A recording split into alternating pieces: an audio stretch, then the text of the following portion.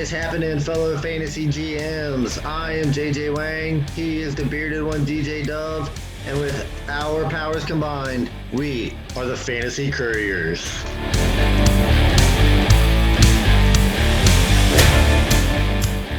What is up, JJ Wang? How are you doing this fine Tuesday? Doing good, up bright and early. Another injury-riddled weekend, as it's been like the last 5 weeks. People be dropping like flies in there. I'm not gonna have enough people to pick up on the waiver wire. This keeps up. How you doing? I had quite the week. I was talking to my brother last night. I didn't even realize it. My teams either blew somebody out or got blown out. There was no in between. Like we had 2 games, and you kicked the snot out of me in one game. I kicked the snot out of you in the other game, and I think we each won the game we wanted to win more than the other. I mean, I'm not gonna lie. I really wanted to win that fantasy nerds. I think I got a pretty good team in that one, but apparently not according to our game score. I mean, my 200. I've dropped 160. I mean, it's pretty good.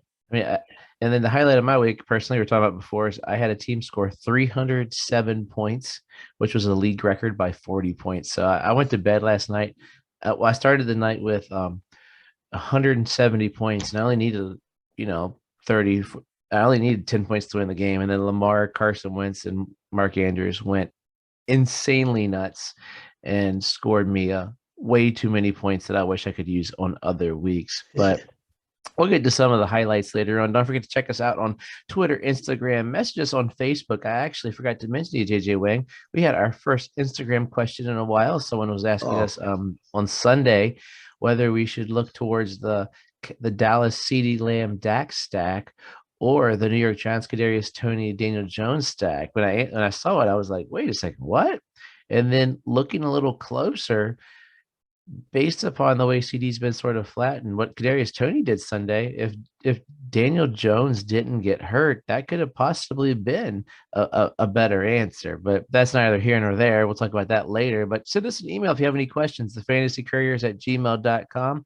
Put a message in the comments of YouTube, or just check out the website, thefantasycouriers.wixsite.com/website. All that information is at the bottom of the podcast stream or the YouTube page. Send us some questions. We'd love to have some to answer online. If you have last minute questions, feel free to message us. I'll get back to you. We'll get back to you as quick as we can, and we'll answer your questions. So hit us up. We'd love to grow it. Also, we're trying to get back up to 44 subscribers. I think we're back up. Oh, we did. Oh, sweet. Haven't been on there. Awesome. So then we're back to getting 50 subscribers for October. Oops. But we're getting there. Our Facebook family is growing slowly but steadily. Our Fantasy Couriers DraftKings contest is growing. I think I might have had the worst score of the week because I decided to trust Saquon, and 0.9 doesn't get far. I didn't even check, man. I forgot to check. I know I had a pretty big week on the fantasy one-timers. Yeah, I'm moving up those ranked pretty well. I think I'm in 5th place overall right now, so I had a pretty good week there. I think I'm a sturdy 27th or so. I had a good year. For those of you that don't know what that is, it's a league where you set a lineup every week. It's a fun different. You set a lineup every week with I think 6 players, basic positions, but you cannot use a player again. So you have an open source waiver wire. Every team has the same waiver wire, but once I use say Dak Prescott, I can't use him the rest of the season. So the team with the highest, it is rotisserie. So whoever has the highest score by the end of the year gets the prize, and half the money goes to charity, which makes it even better. I believe this year it was backpacks for kids, which is an awesome. Our buddy Doug runs that, and he's done it every year, sort of based it upon the Scott Fish Bowl. So that's enough about us. We know what we did. We want to help you out with this weekend. We're gonna start it with some bad news, then we'll get into some great news. So, injuries, and piles of injuries. Yeah, it seems like we got to go through this every week. I mean, 9-10 people every week that gets injured, but I guess that's football. I mean, it's a rough sport. So we'll start here with the running backs, 2 big names. Then we got Saquon Barkley went down, and CEH went down. CH went down with a knee.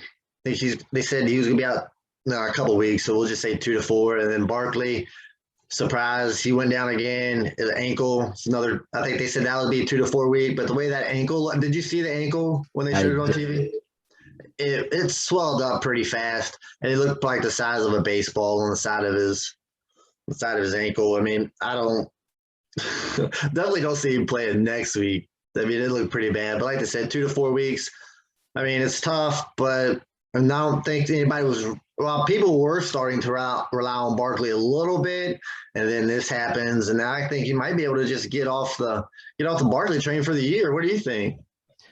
I hope not, but I was starting. He was starting to peak, and this is just bad luck. I had a couple places where I threw him in DFS lineups, thinking, "Hey, Barkley's having a he's coming up that hill. There are no receivers in New York ready to play." Like if you just said, "Hey, who's one of your best starts of the week?" I would have thrown out Barkley because he had to. It was going to be a high scoring game versus Dallas, and anything and everything could go wrong in New York went wrong.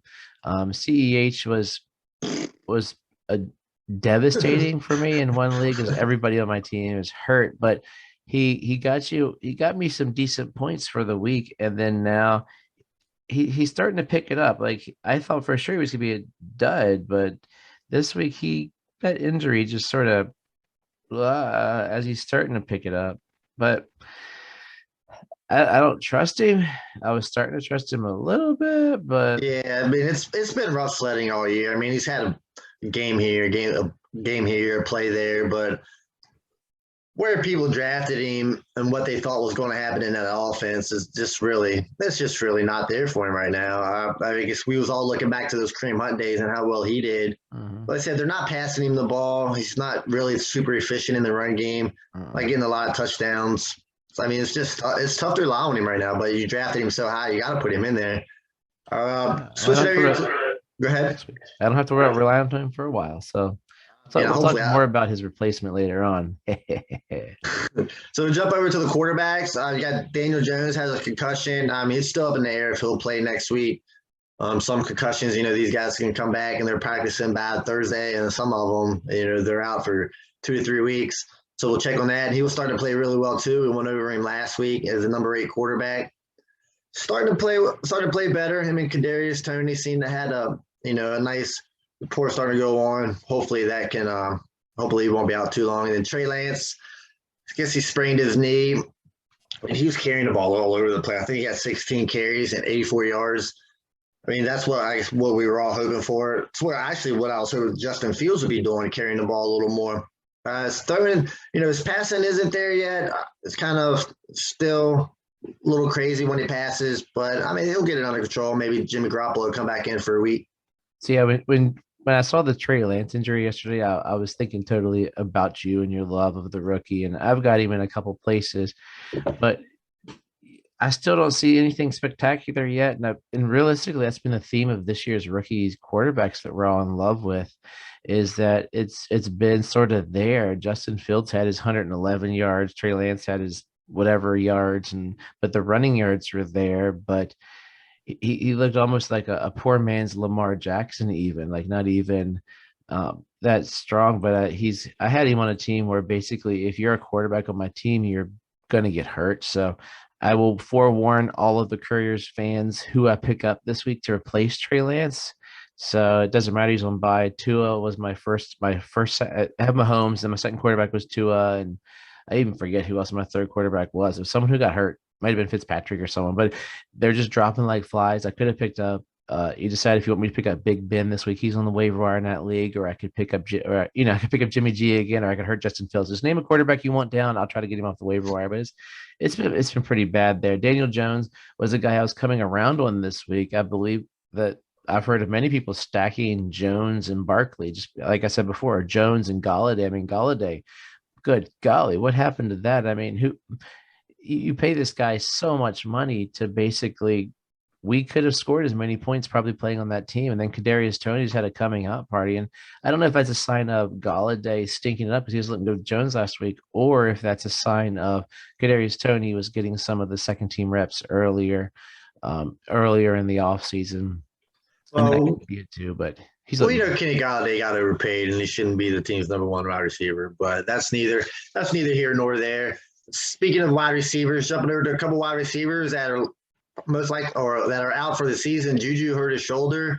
Like he had season-ending shoulder surgery, and then Quintez Cephas I didn't realize he was out for the season until I checked right before we went on for the podcast. But he broke his collarbone, and he is also out for the season. So that's a hit for the Lions. I mean, he was They might not win playing 3 games now. Oh no. he was playing okay, and then Juju. I mean, I don't think anybody really was too worried about Juju. He wasn't really playing all that well anyway. Wasn't doing much. This life without Antonio Brown is pretty hard for Juju. He just hasn't been the same since. Just not doing much. Not targets just aren't there. He's obviously the third receiver on that team at the moment. Maybe we can get a James Washington sighting eventually with the receivers going down.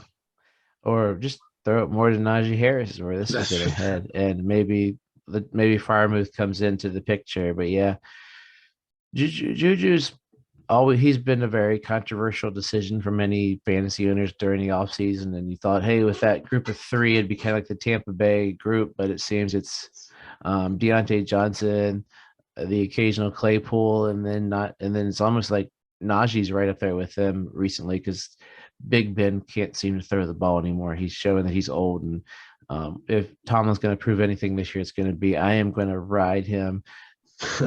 Period. The end. It doesn't matter if he stinks, if he's good. Most players, if they stink, don't get as many chances as Big Ben is going to get this year. But Cephas does open the door for the Sun God, my boy Amon-Ra St. Brown. He's actually been playing pretty well last couple of weeks. Was the leading. He got 8 targets this year for the 8 targets, 7 receptions. So it could lead to him coming out. Somebody's got to catch the ball is basically the reason that Quintez Cephas is even a name we know, because it was supposed to be Tyrell Williams and then Hawkinson up, So good golly, Miss Molly. Yeah, that's just a bad team. Yeah. The next one, this one's unfortunate. I was starting to really like this guy. He was starting to come on. Like the last 2 or 3 games, he's started to play really well, getting up into that tight end one position. Max Williams had that lower leg injury. It looked pretty bad when they put him on the cart and everybody comes over and gives him the high five. It's usually not a good sign. Like I said, that offense, I mean, they were spreading it around. He was getting his. I mean, I think 15 points the last 2-3 weeks. It's really depressing. I picked him up in a couple spots. I was playing him. That kind of hurts, but like I said, next man up. I'm not really sure who that is, but they'll just throw it to the wide receivers more, I guess.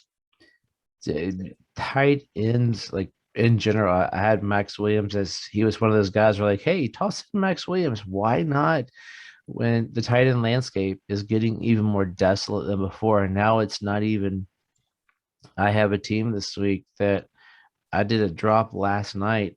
I dropped Paris Campbell before his decent game to pick up Mo Alley Cox just to have a warm body this week because there are so few tight ends left due to injury. I mean, when you're already down Kittle, Logan Thomas, Gronk, 3 guys within probably the top 10, and now you're getting Max Williams who – the way he was catching the ball could have been a top 12 quarterback as a top 12 tight end based upon, what tight ends do. It's a big blow. And Gerald Everett, who people thought would be good, apparently is his COVID. Does he have a bad case of the COVID? Is this going to be one of those Raquel Armstead, deals? I hope not for his sake. And especially for Geno Smith's sake, who hit desolate a little bit, but the landscape is desolate. We might have to do some research this week on super deep dive tight ends for Thursday because it's getting bad. Yeah, it's getting bad. Like I said, but it's all about depth. You got to make sure you have that depth. I mean, this is a good lesson to learn. Make sure you have depth at each position because, I mean, like I said, football's a rough sport, and these guys are going to go down. I mean, these guys out there beating and banging on each other. I know I wouldn't last, but quick question on that, and then we'll hit our takeaways. Is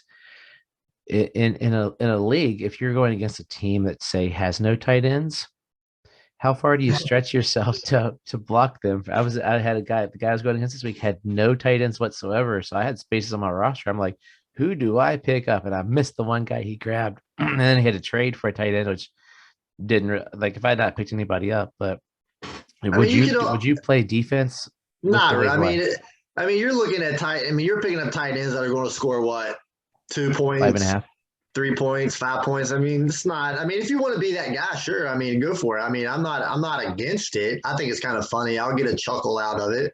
But I mean, if you got the roster spots and it's not really costing you anything, and you're playing them, I mean, it's not. Maybe play a little defense. Ross Dwelly. So this week we had some amazing fantasy scoring players that went bonkers, and then some new studs. I got a new stud, and I think the last topic we're going to say, and actually I'm going to move it to the top, is the Buffalo Bills. So this is our third on our docket if anybody ever sees our docket in historical records. But the Buffalo Bills, I'm a school teacher, and I was talking, there are two giant Bills fans yesterday.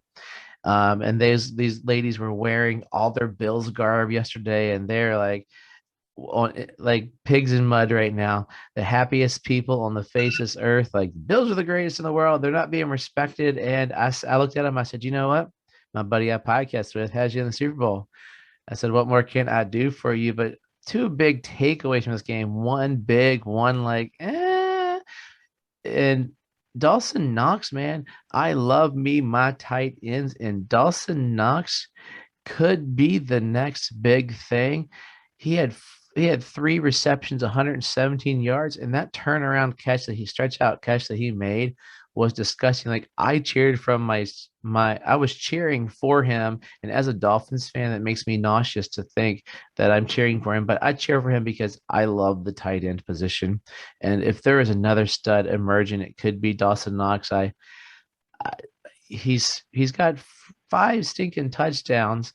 I think if he can get more targets in that offense, which is very plausible, he could venture into that top 5 permanent landscape. I think people are going to overtrade and overpay for him right now.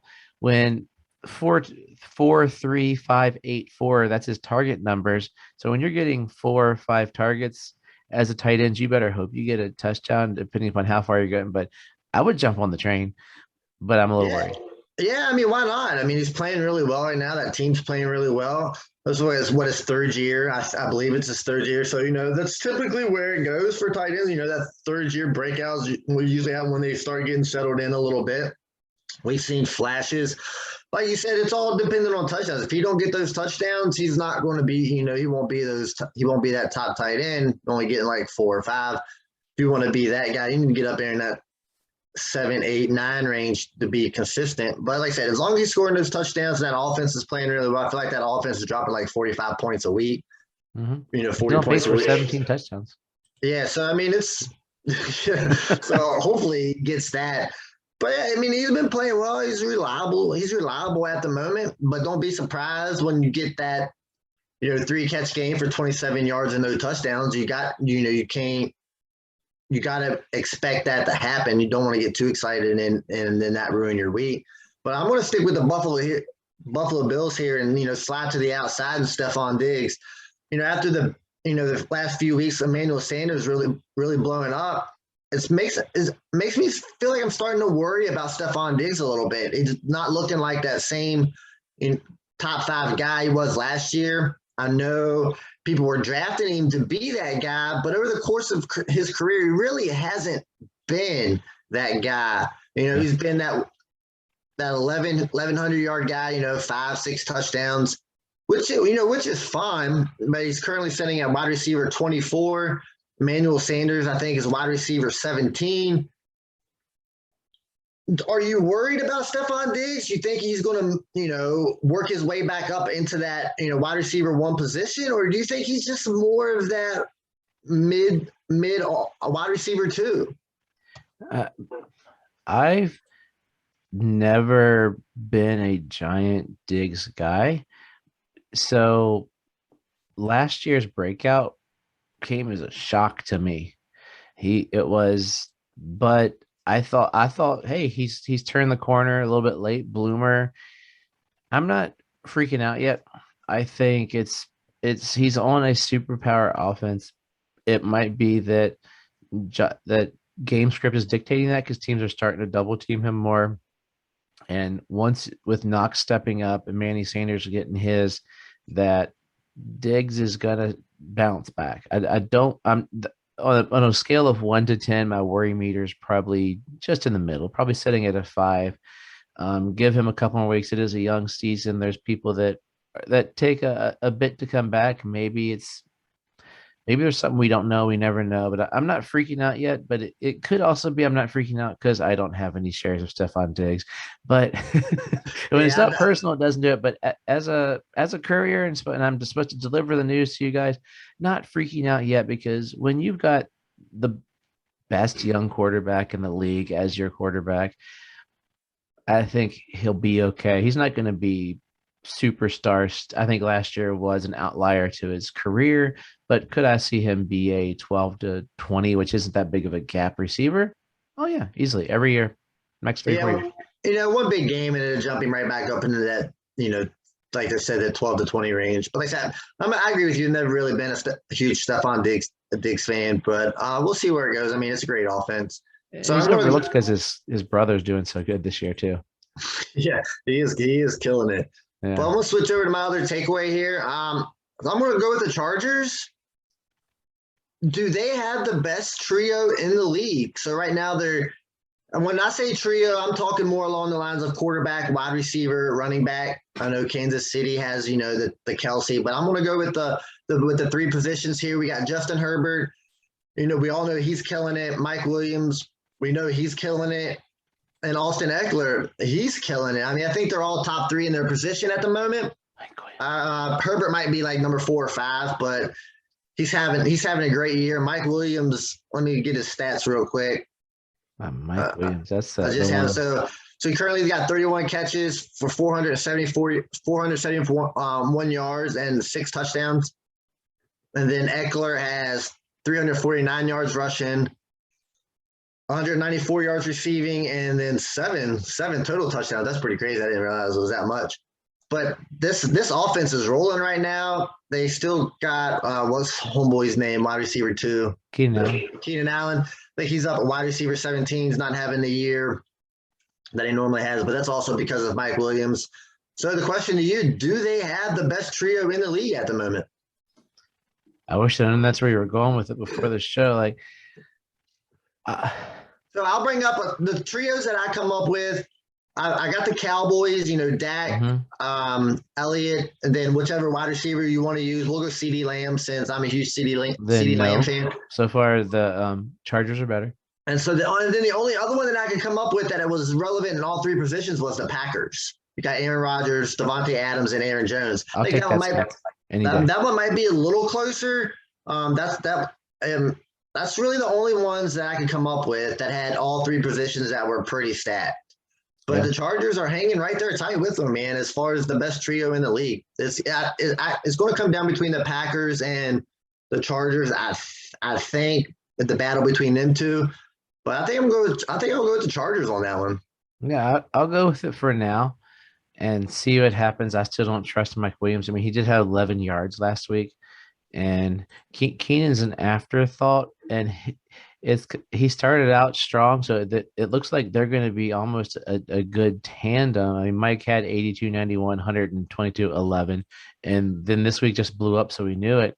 Keenan had 100, 108, then 2 duds of 50, 36. He still had 75 yards. I mean, Keenan is getting the targets, and Williams this week happened to get 16 targets.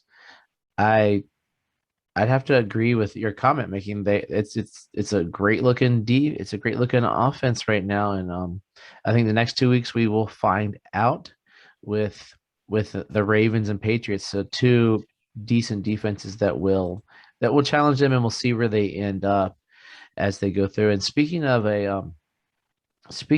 the Ravens, last night, Lamar Jackson, wow. Lamar Jackson is a quarterback. I have a buddy that argues with me he's the best running back in the team and he can't pass the ball more than 3 yards. The dude went to halftime looking like a total. I think he had 107, 100 and some odd yards, like not many. And then the second half, he was a new man. He was basically the second coming to Peyton Manning that second half almost.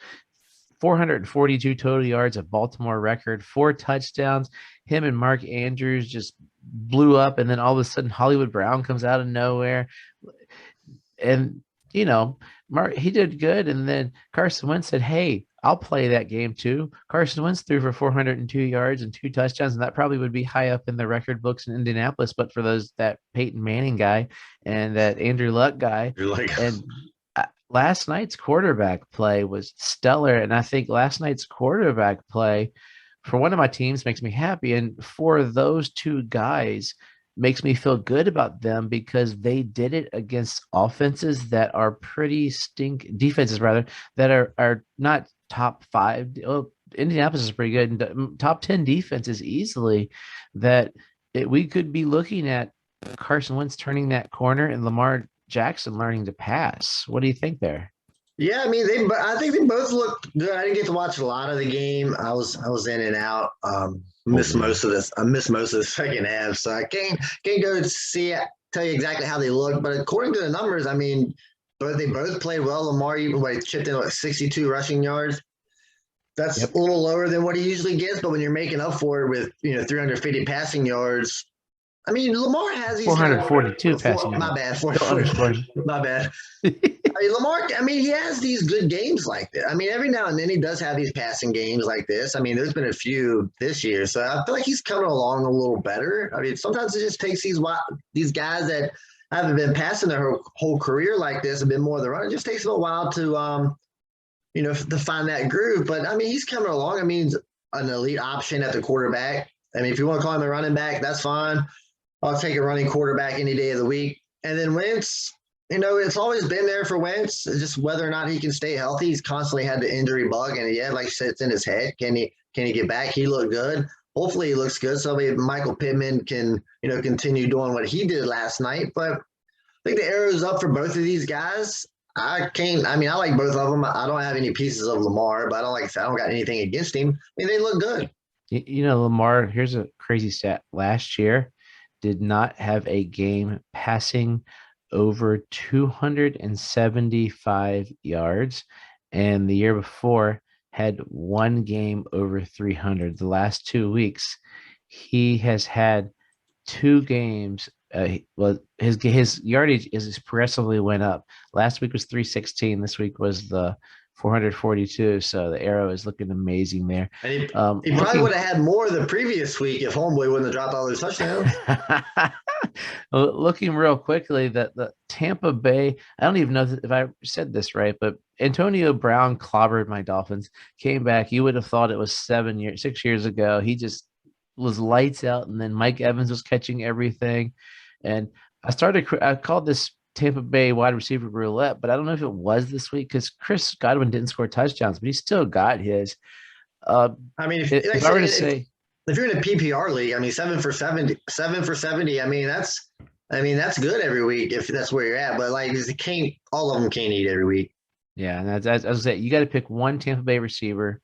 You can only have one for the rest of the season on your team. Who's it going to be?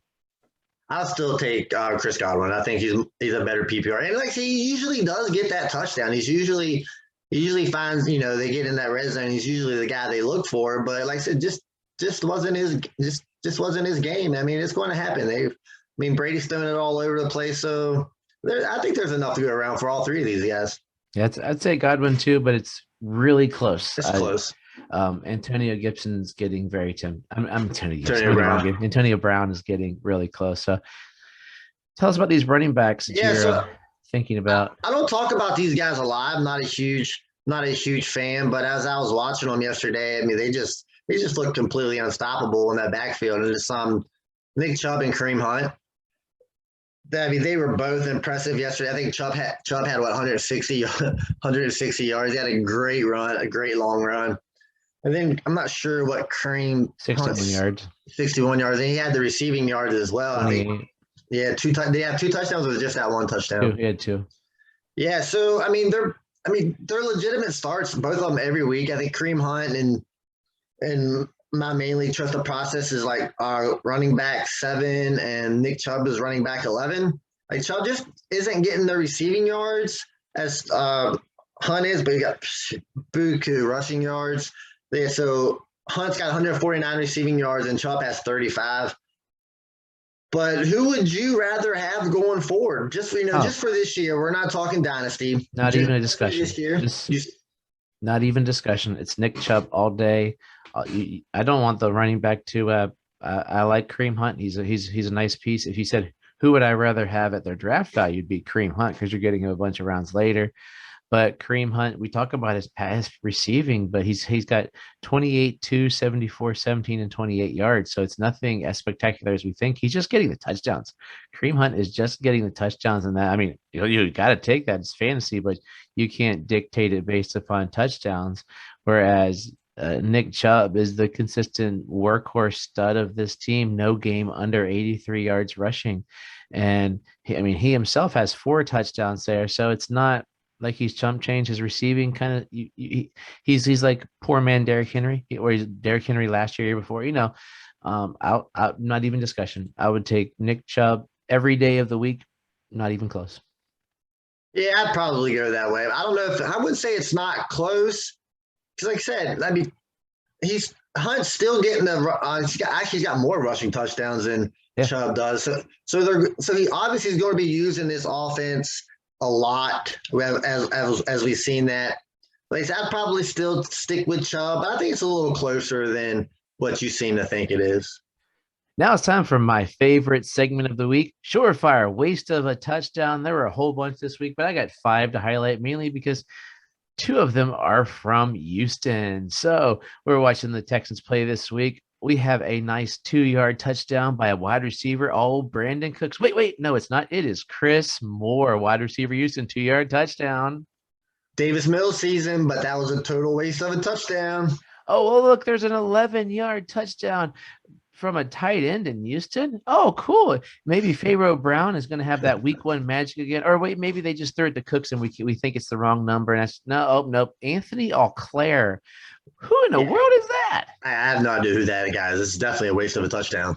Oh, well, let's go. Let's look at Tennessee here. AJ Brown having a coming out party, 14-yard touch. Oh, oops, I'm sorry. That's Michael Pruitt for a 14-yard touchdown. Surefire waste of a touchdown. Oh, let's go. Let's go to your boy Trevor Lawrence. He is throwing some touchdowns. It must be Laviska Shenault having that game that Urban Meyer said he's going to have 1-yard turnaround touchdown. But nope, it's Jacob Hollister. Total waste of a touchdown. How about Denver for our last one this week? We have Cortland Sutton turning around for a nice, beautiful touchdown. Wait, that's not him. That's Kendall Hinton?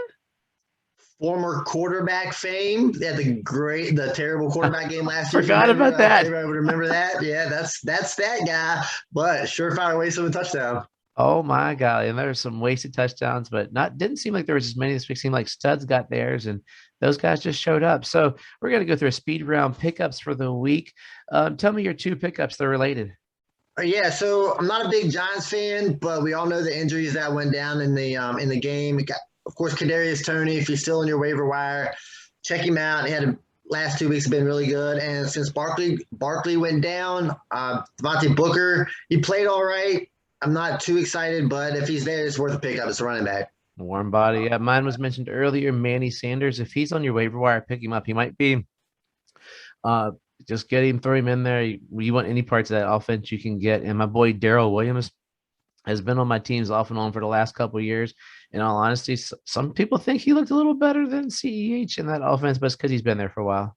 That's what I was about to say. Watch him play better than CEH. Oh, he totally will. So give us some wisdom and get us out of here, JJ Wang. My words of wisdom, I think everybody knows where this is going. Sam Darnold had a very bad week, but my words of wisdom, do not give up on Sam Darnold. I thought these were words of wisdom, dude. It's words of wisdom. Live that. But yeah, I'm not giving up on Sam Darnold. I'm going to trust in myself, and then I'm also going to trust the process.